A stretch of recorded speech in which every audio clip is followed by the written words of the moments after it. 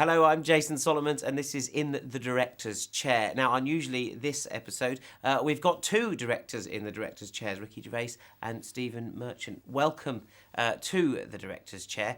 I've chosen you. I know we normally have auteurs in this slot, you know, real kind of people with a massive body of work behind them, but this is your directorial debut, and you're in the Director's Chair. Is he having a go? We directed The Office. We directed Extras. You see, there's a snobbery. They don't think that that's directing. Freddie Taylor. Julie! You didn't recognise me, did you? Yeah! I thought you said you were going to write to me every day. I haven't heard from you in 10 years. A lot's happened since I was 12. I've been busy. Really? What's been happening? Well, my voice broke. I worked in a factory, and I just bumped into you now. That's about it. What about you? Nothing much. Well, I made you cry when I moved away. Yeah. Forced to learn Latin for no reason. Nice. Got my camera. Oh, and I got engaged. Oh. You jealous? Yeah. I've always wanted a camera.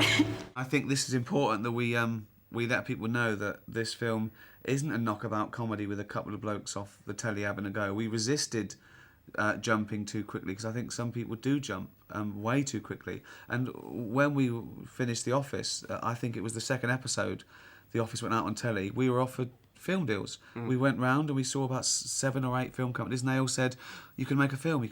And we took their business cards and said, OK, we'll come back when we've got a film that's worth being a film. Was that easy to resist, or did you have to sort Not of think, at all. no, we're not ready yet? No, because you're inundated with these films that should be TV projects, you know, or should be straight to DVD, and usually are. And I absolutely love film, and I think it's got to be justified. Also, though, there is this presumption that directing is something about scale. It's about being able to sort of control 1,000 extras. It's that sort of David Lean idea of directing, which obviously is fantastic.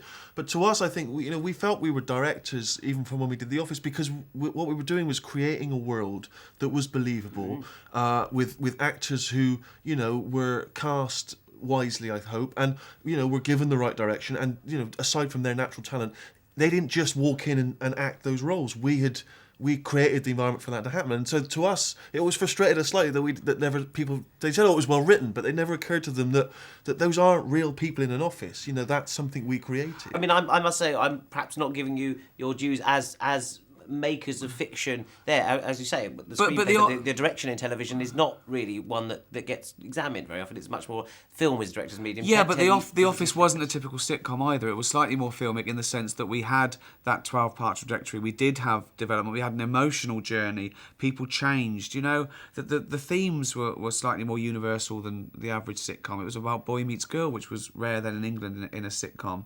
And we really cared about the performances and the nuance of the piece, and we snuck in drama to that. Its aesthetic was very interesting as well, and that was, I think, perhaps even more radical than anything, rather than thematic that you say, ushering in themes of boys. The aesthetic of The Office kind of brought a kitchen sink realism to the sitcom. But again, it was all thought through. We even kind of drained some of the colour out of the finished thing to give it that sense that like it had been on a shelf at the BBC for years. And so to us, those were all directing decisions. It's like you say, though, but until you sort of enter the world of cinema, you're sort of not given that credit for some reason, because it's sort of easier. So how does it work together, sharing the directing duties? Because it's not normal that the filmmakers, they usually kind of the Coen brothers, one does one thing, or they get the directing credit together. But which one of you does what on set, or are you both we're sitting on each other's lap? I'd say we were sort of joined at the hip with directing, and that's because when we first started work together 12 years ago, if we sat in a room for 6 hours, 5.5 of those hours were us going, what do you like? What do you think about that? Do you like that bit? Do you like this bit? What's wrong with this? But we have this rule, one veto and it's out. We don't go away and try and crowbar in our own ideas. And so what we're left with The Office and Extras and with Cemetery Junction, are pieces of work where both of us love every second of it. And that's really important, because we also came to it knowing that the legacy was important. We didn't just want to have a good Christmas and sell a lot of DVDs. We wanted to be proud of this forever. Well, let's talk about Cemetery Junction then, because it's behind you. It's an interesting look of a film. It's an interesting theme of a film that it sort of reminded me of British films, and yet there's something not British about it. I don't know what the look that you were going. Well, the for. fusion is exactly that, really. We were sort of thinking back to the kind of British new wave movies like Saturday Night, Sunday Morning, and Billy Liar. A couple of the factory scenes, that's very Saturday Night, Sunday Morning. At the home scenes, very Billy Liar. Yeah, there's not enough lathes in current British filmmaking. Quite. I think. Yes. Someone told us that they were watching the film and they were getting stressed because they're sure it was going to be an industrial accident. Because in those old British films, you go to the factory 3 times, this old bloke's going to retire that night. Oh, my hand. Yeah. So I'll never bowl again. Taxi, what are you, stupid idiot? Buy a policy. No, Who's going to pay for your funeral? I've got a few years yet. Not with all that fat round your arm. And I'm not paying for it. Like you'll still be around when I go. Bury me in the garden if you want, I don't care. Yeah, he buries everything in the garden. An old mangle down there, old cooker. I'm not paying the council to take away rubbish. Well, you better start digging a hole for him soon, because I'm not doing it. You won't be alive when I die. You'll all be buried down there with the mangle. That remind me to do that next week, Kath. Dad, buy a policy or I'll be out of work on Monday. Good. You can help me dig your grandmother's grave. Also, we wanted to bring some of that sort of widescreen gloss that Hollywood does so well. It's very good at sort of romanticizing the small town, the American small town. It's sort of, it does that endlessly, and it does it very effectively, and it exports that to the rest of the world. Somehow we feel very ashamed over here of doing that. It's as though somehow we're not allowed to kind of romanticize and idealize. Well, Richard Curtis has sort of done it on He his does. In a He tends to do it, romantic but sense. he tends to do it in that more sort of middle class or yeah. upper class world, lots of stately homes and and kind of fancy weddings. And When we wanted yeah. to do something that was just a little bit more drawing on our life experience, which is obviously a more blue collar background. Exactly, and often when you do blue collar, it turns out, oh, isn't it grim? And this isn't grim. This is glorious. I think it's a feel good coming of age drama. And we wondered why Americans have the monopoly of that angsty escape and going cross country. What American films did you look at? Saturday Night Fever, Rebel Without a Cause. The Apartment. We always come back to The Apartment with the romance, that nuance, that That's lovely... interesting because I wouldn't put The Apartment in that bracket. Whilst it's one of my favourite films of all time, I wouldn't put it in that kind of Saturday Night Fever, Rebel Without a Cause I bracket. disagree. I think again it's about someone trapped in their world and having the kind of the guts, as it were, to sort of escape it. And in a weird way, Rebel Without a Cause is the teenager and Jack Lemmon in his 30s, but he's in a similar kind of environment where he's got to break out that culture. He's got to break out of that particular mindset. But also, what's interesting about The Apartment is that tonally, it's quite unusual. You think of it as a comedy, and yet Shirley MacLaine tries to commit suicide midway through. Yeah. It's a very unusual kind of film. In a sense, it is what it is, and that's what we've tried to do as well. We didn't feel we had to write a comedy. Why do you care so much about what they think? Because I work with these people. My boss is out there. I don't want to wind up back in a factory. Like me? Yes, like you. I don't want to be back doing that for the rest of my life. You'd rather be doing this for the rest of your life, would you?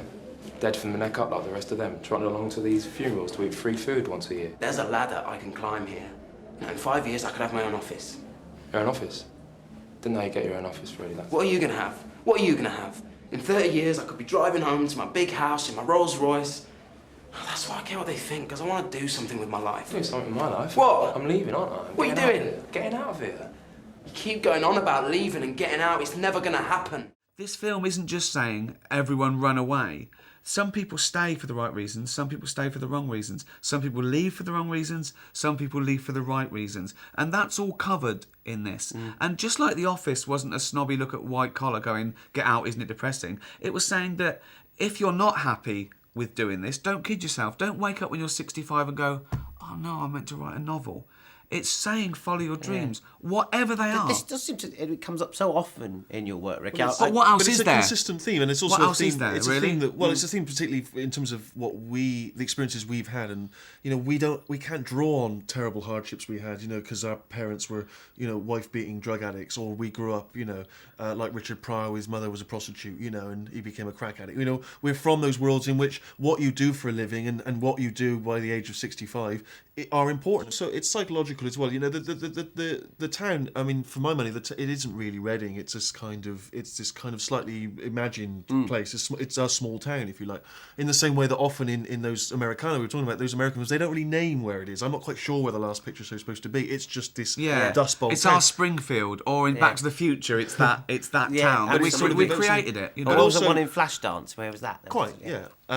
Cracking reference there from a film buff. Yeah.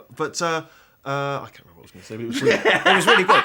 But no, but it's the mindset. it's a a metaphor, mindset, exactly. It's a So it's mindset. not a That's exactly hellhole right. they come from. It's not, and it's about Yeah. that sort of small mentality. The detail in that sense, the specifics aren't important, because just like people were surprised that the Office was big around the world and had the remake in America, like the first successful one in 30 years, and I was surprised, but I think I know why.